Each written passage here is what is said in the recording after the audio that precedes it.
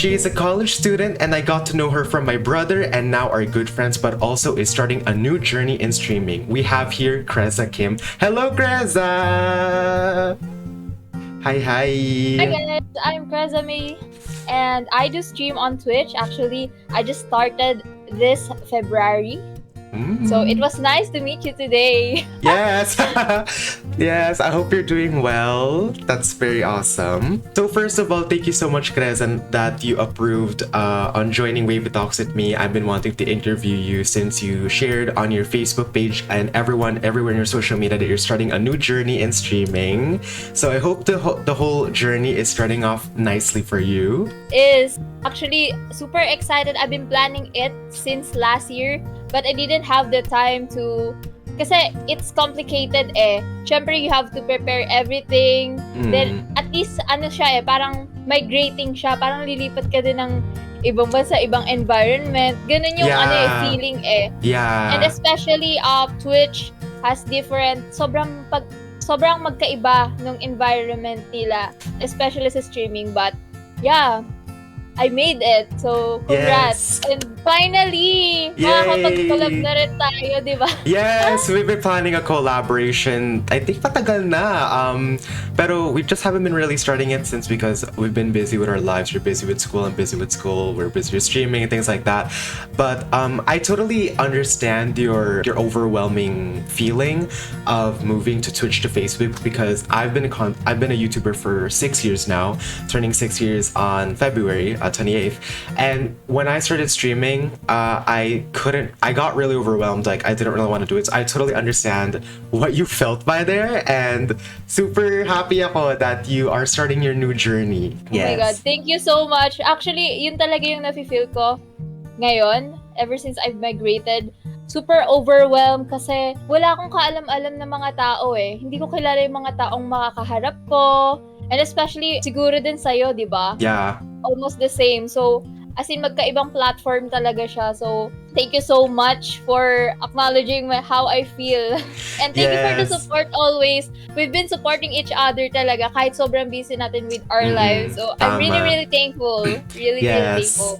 Yes, kasi she started a new journey, so I wanted to share my community and your community. So we're kind of growing bothly because you're sharing it to your community and I'm sharing it to my community. So we're growing together, which is like the support and things like that. So it's more convenient for streamers, for new streamers, and for a long-time streamer to grow each other bothly. So I want to talk about our friendship because we have been friends for almost 2 years now. We met 2 years ago, 2021. So how did we meet? At your perspective, because I kind of don't really remember any of this anymore. Wow, so how did we meet? Actually, before me and Wam knew each other, his brother, which is in Australia right now. Yes. Australia, right? Yes. Actually, he's one of the first friends I knew in my college. So, okay. Yeah. Actually, lima lang silang kilala ko talaga na sa college. Kasi, you know, even though that I interact a lot on internet, syempre, iba pa rin yung sa sa real life. And despite the pandemic, syempre yung communication, so parang naging limited pala talaga sa atin. So, almost yung iba talaga parang naging introvert sila because of lack of communication. And then, we met each other that time when your brother invited us to go his place. Talaga? Actually, I wasn't... Oo. Oh. So, ayun. Actually, I'm very clueless that Chico has a brother. So you only found me out when you went here? Yes, but I remember when we knew each other already, parang familiar to. Kasi last time kasi ata na there's a Discord call. And then someone went live on Instagram eh. I think that's Moira. Yeah, si Moira. We went live on Instagram and then I think Moira and she was here and then we ended up like having fun. So you joined it. You joined the live. We joined the live, then ikaw ata yung katabi ni Moira, then nag-hello-hello. Akala ko classmate din namin siya. Ayun.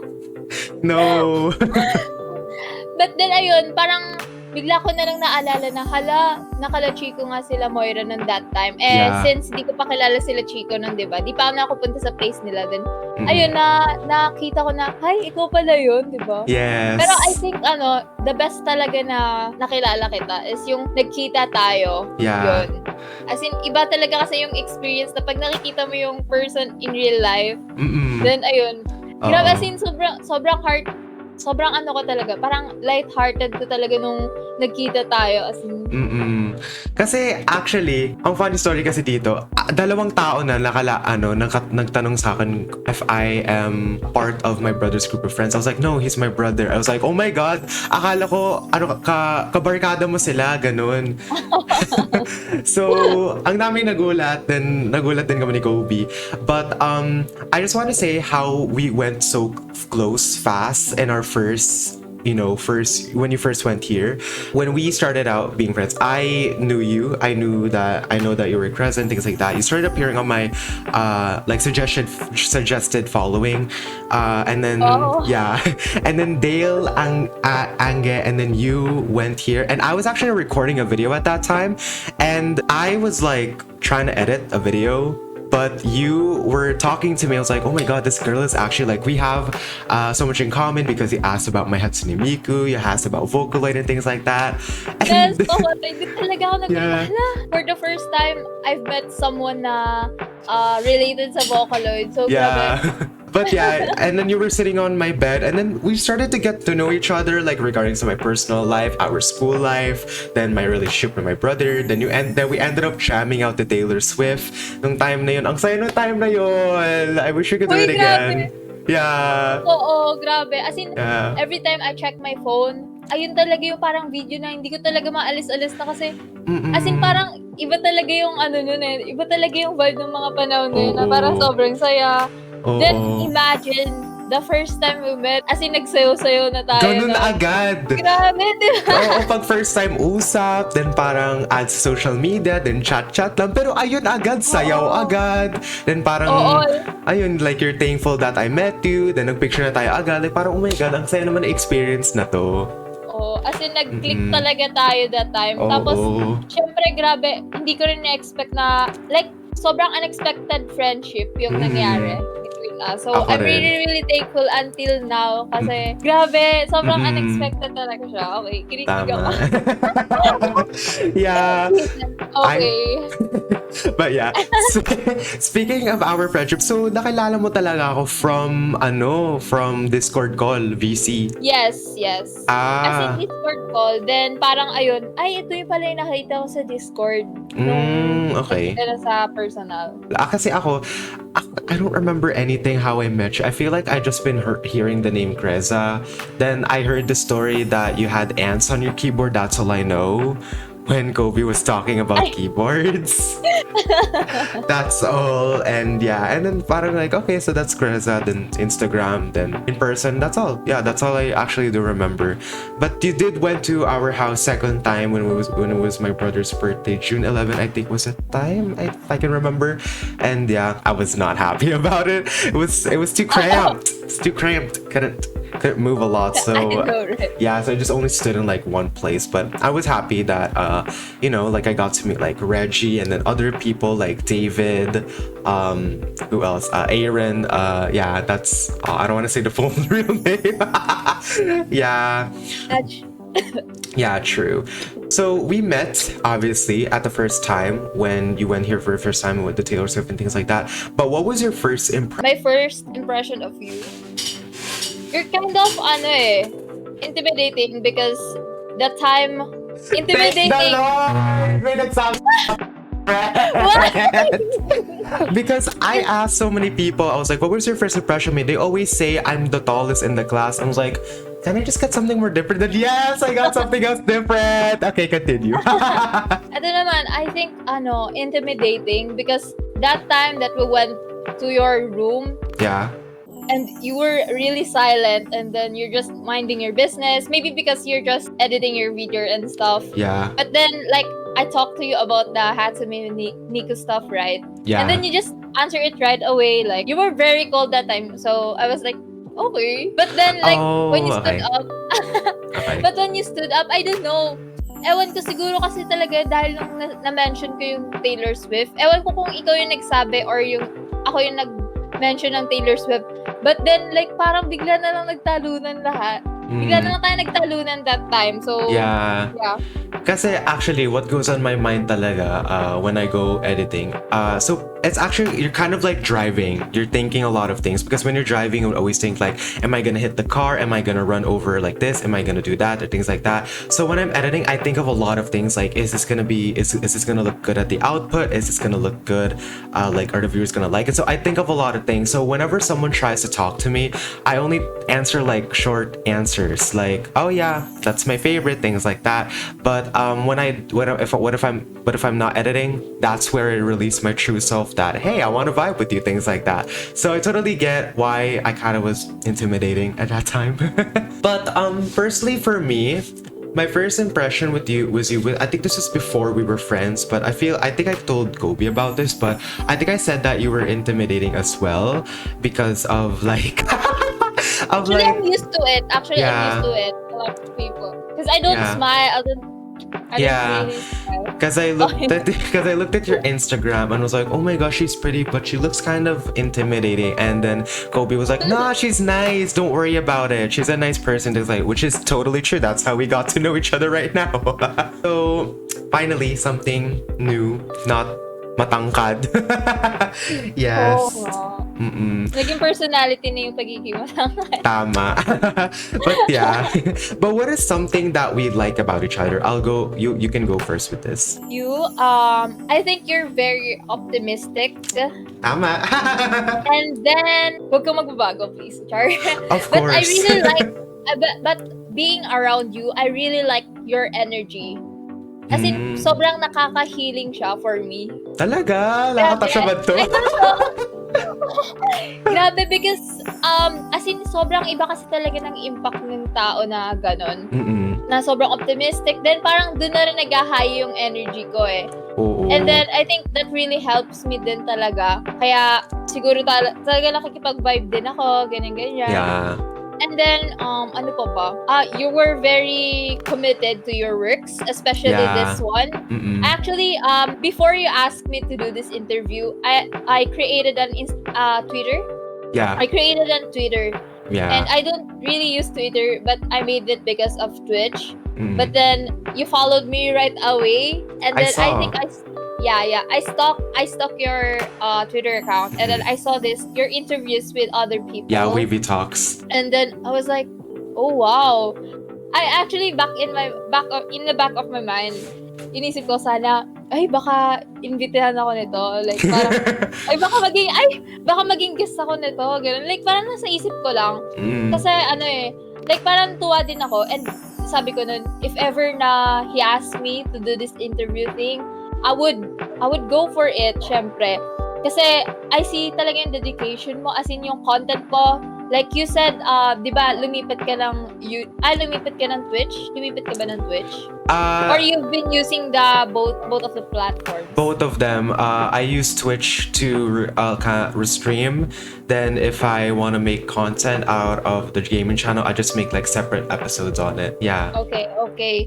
So, ayun, syempre, hindi lang naman siya iisang content yung ginagawa. As in, parang you try a lot of things. Which is parang na-amaze talaga ako kasi since pandemic talaga yung nakasira sa akin ng creativity. Back then, I was really creative. I really wanted to do this, do that. But then, ayun, siguro nung nag-pandemic, biglang parang naging close-minded ako. Yeah, same. Nahirapan ako. And then, ayun lang, gusto ko talaga na-focus ka sa gawa mo. And you don't think of what other people think? Yeah, I do that as well. A lot. Grabe yung ano mo doon, yung parang self-control mo na not to think about it. And actually ako ngayon, as in, pinapractice ko pa rin siya. Na ganun. And grabe, yun talaga yung parang pinatitingin ko talaga sa'yo na mataas. Like, grabe, yung skill mo na yun, ayun na, hindi ko ma-explain eh. It took me a while to learn it, parang ganun, yeah. Yeah. Yes. It took me a while to learn self-control kasi dati, I used to take things seriously na parang pag inasar ako, talagang magagalit ako agad. But if inasar na ako ngayon, parang sabihin ko na, ano ba? Parang I would just get into the vibe of it. Yeah. So I totally get, yeah. And ayun nga, interviews, I do it a lot. Kasi I think ever since din nga talaga, nung binasa ko yung announcement mo that you were starting a new streaming journey, I was like, oh, I think Crezza can be fitted in the interview kasi nga, we can talk about your new journey, things like that. So yeah, I totally get, about it. But personally for me, what I like about you is that you actually continue to do this. You continue to do your streaming because you did mention on your post that you ended up quitting. Or like almost quitting, and we're gonna be talking about that in a few minutes. So that's what I really love about how you continue to love for your love for streaming, and then you are pretty open to your friends, and then how you're very friendly and things like that. And we have and like how things we have both in common, like Taylor Swift, Vocaloid, and then like a lot of things. So that's what I most really like about you. Yeah. Yes. But speaking of, getting to commonly interests, but what do you think is our best memory between us? Ganon. Like, parang bad memories yung naalala ko. Hindi. Like, siguro, let's say, things I regret muna. Or like, parang gusto ko talaga mag-sorry about this one. Go lang. Like, Go lang. The time that we went to EK. And then yung yung roller coaster. yung space shuttle. Space shuttle. I regret that one as well. And I totally understand your fear. It's okay. I was not even like disappointed in you or like mad about you. I understood your fear. So when you backed, I was like, it's totally fine. I can't do this alone though, so I need to find someone. And thankfully, that adult man from the adult in the very back saved my life. But oh my god, I just can't do the space shuttle anymore. And I understand why, because it absolutely like ruined my whole body when we went on that ride. Pero I think you've enjoyed the jungle log jump naman. Yeah, the jungle log was so fun. Like everybody getting wet and things like that. Then and then meeting again for Ike. I think it was like the third time that we met in real life. But that was special because it was Ike. Ike is fun. Yes. I think that's it. Yun talaga yung sa Ike. Kasi different environment naman siya because usually we meet on your place, diba? And that time was really different. Then we get to enjoy the rides. Tama. Eating, ayun. Yeah. Stuff. Pero for me personally, my best memory between us is again yung kumanta tayo ng Taylor Swift dito. Kasi ayun nga, kasi that was the time talaga that we became so close faster. Because personally for friends, I would get close to them within like a week, like weeks. But ito talaga, one day talaga. In a day, naging close tayo sobrang fast. So that's what one of my best memories were. Is us singing Taylor Swift at that time. Para sa akin, most of the time naman talaga, we were just laughing. Di ba parang yun lang talaga yung ginagawa ko. Tawa na tawa. Pag tayo talaga yung magkasama, parang good vibes. Like, good vibes talaga. And then, siguro yung pinaka nakakatawa pa na nangyari is yung nakahiga tayo. Yung tawang-tawa tayo dun sa kama. Yes. Basta may video pa tayo, no? Grabe talaga. As in, sigawan, di ba? And paano pa kaya if next time that we hang, then watch horror movies? Are you scared of horror movies? No, I love horror movies. Pero depende na siya sa movie. So, now we're gonna move on to your content creation of your streaming life because again, you started your streaming again. So I want to ask, why did you start your content creating? Actually, back then, hindi naman uso kasi yung yung like content creation, like things that you do, hindi naman siya uso dati na to share it on internet because back then hindi naman talaga like established yung content creating. So mostly we just watch on YouTube and stuff. But then years go by, as in sobrang nag-build na rin yung platforms para sa content creation talaga, random for games, arts, and stuff. So back then, let's say that I do a lot of things. Yeah. I do paint, Oh, yeah. games, and then ano pa ba? I dance actually. Pero Same. Alam mo na I yan. dance, sing, everything. As in, nung high school ako, as in parang hinakot ko na lahat. I was also a varsity player Ay, of taray! badminton. Oh. Oo, hindi halata. A lot of people, didn't expect that I was a varsity player. But then I stopped because I got addicted to League of Legends. That's a mood. But then, as in, for me, I think that's the time where it started. Like, I got addicted to League of Legends. And at first, ano lang siya like parang hobby lang siya, ganyan. I really didn't expect it to, like, parang mag-grow pa. Because back then, hindi rin naman talaga siya uso. And then, I didn't expect that there's more than League of Legends. Alam mo yun, yung parang akala ko laro lang siya. There's a community pala with it. Na may gaming community pala. And that's where I discovered na, wow, grabe, there are a lots of people na gumagawa ng content about doon. And then parang na-inspire ako. But actually, at first, I really wanted to be a shoutcaster rather than streamer or content creator.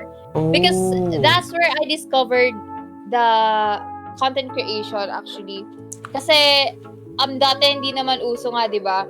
Kaya ang ginagawa ko, nanonood ng mga videos, like commentary, and gusto ko yung ganun kasi as in parang nabubuhay yung laro eh. Nagkakaroon ng story yung laro every time there's a shoutcaster. But then ayun, I tried. Kasi kaso complicated siya kasi kailangan mo pa sauluhin yung gantong item, ganyan, as in complicated siya. But then as in parang di ko rin talaga expect na nandito na ako ngayon na gumagawa na ako ng content. As in para sa akin I just do things that I have enjoyed. Yes. Ayun. And then malayo talaga yung mararating mo. As in, marami ka talaga makikilalang tao. Tama. So, bali, ayun. Gets kita dyan. Pero yay, that's actually pretty great na parang you took your content creation in another level. Kasi, ayun nga, you love the outside activities. And ngayon, naging indoor activities ka na, which is part of your gaming and your content creation. So, speaking about streaming, you did start about Facebook gaming. So, what is something you love about your streaming life? Like, what is something you love about it? At first, what I love about my streaming life is I can express myself. I can express myself sa perspective ko, di ba? Kasi, like, the things that enjoy, nasi-share ko din sa ibang tao. And then, actually, dati talaga, like, pinaka-goal ko talaga every time is I want to make someone happy when they're watching me. Like, as in, grabe talaga yung pinagdaanan ko. Yeah, gets kita. I started 2020. And then, I really didn't expect kasi dati, hindi pa ako nag-on cam noon kasi grabe yung anxiety ko. Gets. Natatakot ako magpakita ng mukha. And then, a friend of mine, sobrang famous niya na tao. And then, hindi ko expect na i-raid niya ako. And then, syempre parang, nung na-raid niya ako, that time, as in, shook ako kasi ang daming nanonood. And then, I just, do my stuff lang talaga nung nagsistream ako that time. Then, I streamed again. Like, kasi sinabi ng friend ko, mag-camera na daw ako. Magagalit daw siya pag hindi ako nag-camera. Tapos, ayun, nung nag-camera na ako, as in, ang daming sumuporta sa akin. And hindi ko expect na, yung mga tao na, yung mga tao na, na nanood dati, bumabalik pala sila. So, hanggang sa lumaki yung community ko. And then, ang dami ko talagang kalokohan dati eh. Nung tumigil lang talaga ako, parang naging mabait ako na tao. Oo, pero ganoon talaga ang streaming, bumabalik sila sa'yo. Like, they're supporting you. Kasi they love your streams. Kasi if they love your stream, talagang bumabalik sila on your perspective. But this was Facebook gaming before, diba? Oo, before. So they had raids. And di kasi ako nagpa-Facebook gaming. Yeah. Oo, may raids din sila ngayon. Pero hindi na kasi talaga yung Facebook para sa akin ngayon eh. And then, ayun nga, my account got hacked last year. All of my socials. So, sobrang laki din talaga nung nung impact sa akin. Kasi, hindi ko ma-reach out yung dati ko talagang mga viewers, mga dati kong friends. because nagbago ako ng Facebook page. Pero ayun nga, kaya ayun, this 2023, I started from scratch talaga ulit. Pero for me, it's fine na magsimula ulit kasi ito naman yung gusto kong gawin eh. You did mention na you almost gave up. You almost gave up, diba? Or did you fully give up? I think. I stopped almost a year from streaming. But then, like, there are some people who message me pa rin na kailan ka mag-stream, ganyan-ganyan, balik ka na sa stream. As in, every month, every day, lagi may nagme-message na randomly. And then, yung iba talaga parang mangangamusta pa talaga. Minsan, like, magdo-donate out of nowhere na, "Uy, bumalik ka na," ganyan-ganyan. Ay, talaga? Ang galing naman nun. Kasi grabe. Oo, grabe. As in talagang gusto nila bumalik yan, nag-donate na sila. Ganun yung mga tao, tay. Sinasabi ko sa'yo. Oo, ganun ba talaga? Ganun, grabe lang napapansin talaga yung support. ko. Why did you almost give up? Dahil sa social media mo, hindi mo na ma-reach yung old viewers mo. Like, di mo kaya mag-start from scratch at that time nung nag-give up, nung nang-hack yung social medias mo. Different story. May may dalawang era siya eh. The first one, 2021 yon. And then, what happened kasi, basta something really happened, personal thing. Yeah. And, ang dami pa rin nanonood sa stream ko noon. As in, sobrang active ng page ko, everything. Then, I suddenly, bigla akong nawala. I think that's the issue in me. Kasi kadalasan pag may problema, as in, bigla na lang talaga akong maglalaho, then di na talaga ako magpaparamdam. So, di ka nag-update sa viewers mo or sa followers mo? Like, sabi ako, pero not the detail and stuff. Gets. Then, ayun, as in, I stopped everything. I stopped doing social media, stopped updating, everything. Then, like, parang personal talaga siya. Because, ang pinakamalala nun is, like, parang ayoko nang tumingin sa sarili kong, yung kunyari, when I look in the mirror, ayoko nang tingnan yung sarili ko, ganun. Like, parang ganun siya kalala. Parang sobrang malala talaga. So, ayun, I need to heal, ganyan. Actually, every time na kinukwento ko ng kwento na to eh, as in, parang hindi sila makapaniwala kasi, ngayon, di ba, parang iba na ako, like, happy girl, ganun. Happy girl, ganun. Pero I think, isa din yun sa mga pagsubok ko. And that time, when I'm not streaming that time, as in, kinilala ko talaga yung sarili ko, sino ba talaga ako. Like, bumawi ako sa sarili ko that time. And then, this 2022, I started again. Actually, okay pa rin eh, kasi bumalik din agad yung mga tao sa akin, yung mga friends ko. As in, yung community ko, as in, they're happy. Ayun nga, yung nahack na ako. As in, parang ang hirap. Isipin mo yung like ikaw, di ba?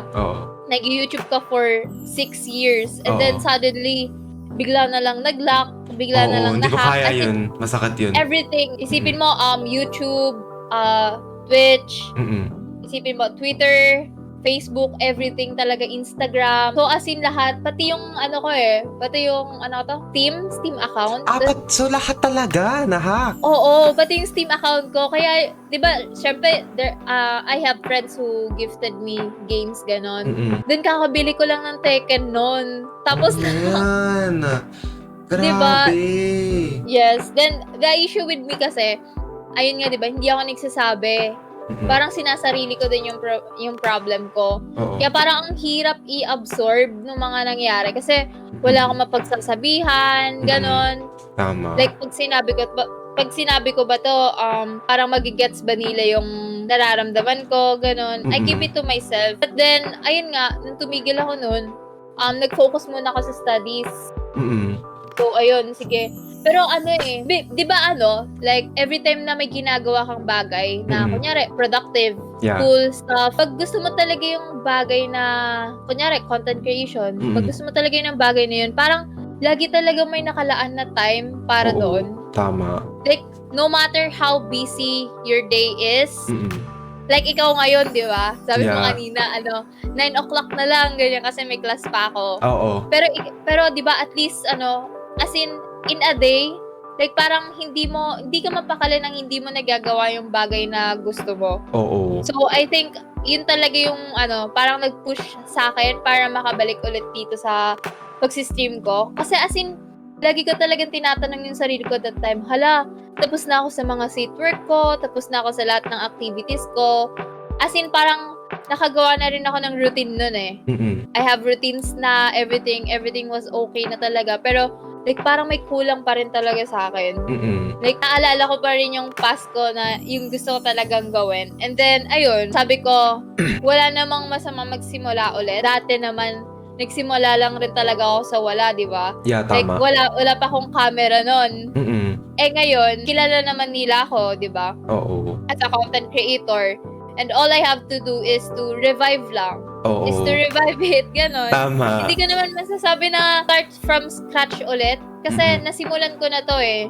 As in, parang sobrang dami lang talaga ng pinagdaanan. So, ayun lang. Pero that's very, happy. We're happy for you. Kasi ayun nga, you went down from streaming. Like, parang, di ba nga, nag-rise ka from streaming, parang sa mga supporta mo, then you went down again, went up, went down, then you went up again na.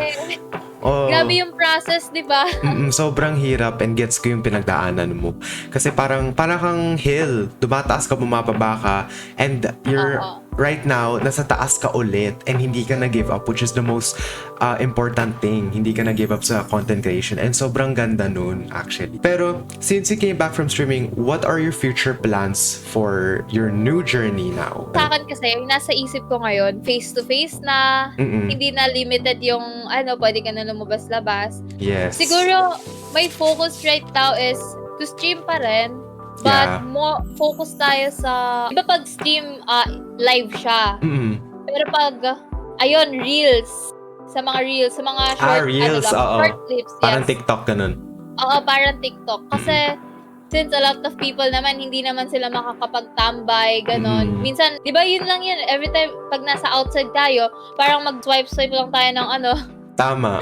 ng mga videos. So, I think, ayun yung magandang i-focus ngayon. Since mga short clips lang, then kahit busy yung mga tao, makikita pa rin nila yung what is nangyari sa content ko last time kahit hindi nila napanood ng full yung mo. And then, I want to do vlog din. Ay, Uy, maganda yan.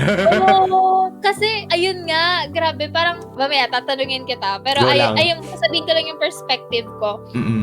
Feel ko kasi, like, ngayon kasi parang gusto ko na gusto ko na yung mga nangyayari sa buhay ko. And then, parang, there are moments na parang, hala, sana, mapanood ko ulit tong moment na to.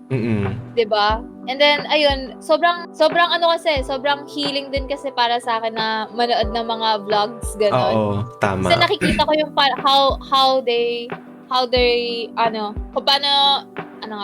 paano buhay nila, gano'n? Oo, paano tumatakbo yung buhay nila, gano'n, kung ano yung ginagawa nila in a day, kahit nasa room ka lang, diba? So, ayun, nakakatuwa kasi iba-iba pala tayo ng ng mga ginagawa natin. No? Yes. And then, I have a question for you. Sige lang, naging Crezza Talks na to. Okay, go. Ano yan? Aspiring pa lang naman ako. Yes. I wanted to start vlogging pa naman. So, why did you start vlogging? And then, ano yung nafe-feel mo? Every time na, syempre, ako hindi pa naman ako nakakatapos ng isang video, di ba? So, ini-imagine ko na, ano kaya pag nakatapos ako ng isang video, ganon? Like, ano kaya sa feel ng pinapanood mo siya sa sarili mo? Something like that. So, I believe, charot. I believe. And then, actually, pero in all seriousness talaga, pag I actually started vlogging talaga, nung 2019, quarantine vlogs. 2020 pala. Nag-quarantine vlogs ako, pero wala kasi rin ako ma-vlog din nung time kasi nga quarantine, hindi ka pwedeng lumabas. Then 2020, that's when my vlogging evolved na parang ayun nga, nag-ice skating kami ng kuya ko, then parang we hanged out and like madaming vlogs na nangyari nung 2021. Pero nung 2022, doon ko na pinursue yung vlog ko na every Thursday new video, new vlog, ganun. Na I started vlogging my school life, then I started vlogging like whatever naman kung ano nangyari sa 2022. then I'm still continuing it. Pero personally for me, dati sobrang nahihiya akong mag-camera. Sobrang nahihiya akong mag-ganon lumabas ng camera. Kasi dati, parang nag-vlog ako, nakaganon lang, nasa ilalim ko lang, parang hey guys, parang ganon. Pero recently, sinasabi ko na sa iyo ngayon, pag nag-vlog ako, ganyan na. And wala akong pakialam kung ano sinasabi ng tao sa akin. Na parang, may sakit ba tong lalaking to? Ba't siya nagsasalita sa camera? Pero, legit wala talagang pakialam kung ano sabihin sa akin, kung may sakit ba ako or what. I'm happy kasi I'm vlogging. And actually, it all started vlogging para to commemorate all of the things na yan, paano sinabi mo, like you have good moments in your life. Kasi ako nga, nag-vlog ako for memories, and thankfully talaga nag-vlog ako for memories kasi nakikita ko yung mga like past events natin, Christmas, birthday parties, paano sabi ko, nakakaiyak naman to, like naalala ko yung ganito. Kaya that's what I really started. Pero personally for me, kung may tips ka, if you need tips on vlogging, call me out na lang, then I could help you. Yes. Thank you so much. Yes. Isa pa. Go Actually, lang. Gusto ko mag-start ng vlog, pero like parang hindi ako confident sa camera na meron ako. Like, issue ba siya na medyo malabo lang yung camera ko? Ganon. Issue ba siya? Or, I don't know. Personally for me, I started vlogging dati kasi sa iPhone 5S. Ang luma, diba? 5S. What? Oo. Then, in-evolve siya. Gamit ko talaga phone lang. Dati X, then naging 12. Pero, since you're gonna be vlogging with your phone, tama diba, on your phone, you can change your camera resolution there. Camera quality. So, pwede mong palitan and then makakita ng viewers mo yung magandang magandang quality. Sometimes the quality doesn't matter, sometimes it does. Pero what is really important lang talaga sa vlogging is that maaalala mo, you're gonna keep it in your heart, you're gonna commemorate it na parang, oo nga, nangyari to last year na nag-Christmas party. Kahit sasabihin mo back in the day na parang, oh my God, ang pangit ang quality, and then parang mapapansin mo na ngayon na parang, oh my God, meron, parang may vlogging camera na ako. Ganon, oo. Kaya, ayun talaga yung maganda. Kaya don't be scared of the quality. Ang mas halaga lang talaga is the memories between your brain and your heart. Yes. Oh my God. Thank you. I'm really excited. Yes. To mag-start ka na mag-vlog. I'll let you know. Dapat lang. Supportahan kita dyan. I love people vlogging talaga. Since I have the last question for you within streaming, but what is something you will cherish within your streaming life? For me is yung followers ko. As in, we've been, naging friends kami. As in, sobrang dami kong followers na naging friends ko sila. Na hindi lang about gaming. Alam mo yun, friendship talaga na kahit hindi mo pa sila na-meet in real life. Yes. As in, sobrang grabe yung connection nyo. As in, talo pa yung mga kakilala mong tao in real life, di ba? International na, di ba? Oo, di ba ikaw? International pa yung inabot mo. And para sa akin, alam ko rin na alam mo yung feeling ko. Yes. Di ba? Kasi, ayun din yung maganda eh. Hindi lang siya about yourself, but marami ka rin talaga makikilala na tao along the way. Yes. And along the way, marami ka rin bagay na matututunan. And yun talaga yung maganda kasi like vlogging, makikita mo rin yung pag-evolve mo eh. Tama, diba? oo. Through camera. So, everything is recorded.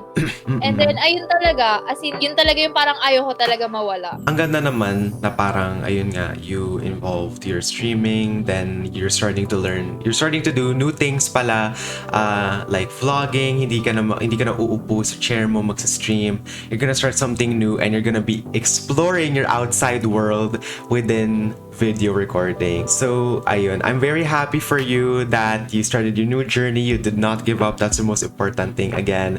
And I'm really happy again that we started to get our interview. So, thank you so much talaga, Crezza. and also for preparing the questions. Grabe yung effort Yes. I really appreciate it. And hopefully next time, di ba? Marami pa tayong moments together. Tama. And sana mag-meet tayo soon. And yes. Grabe. I'm really honored to be part of your content and your works. Grabe. Yes. I'm really proud of your works and I will always support you no matter what. Just message me lang me. Okay? Yeah, I will always support you as well from your new journey as well. But yes, if you guys want to check out Crezza, I'll put her links in the description, her Facebook page and her Twitch. She's gonna start streaming on Twitch, and then she will start vlogging soon enough until she announces it. Ayun. Yes. Thank you. Thank you so much as well.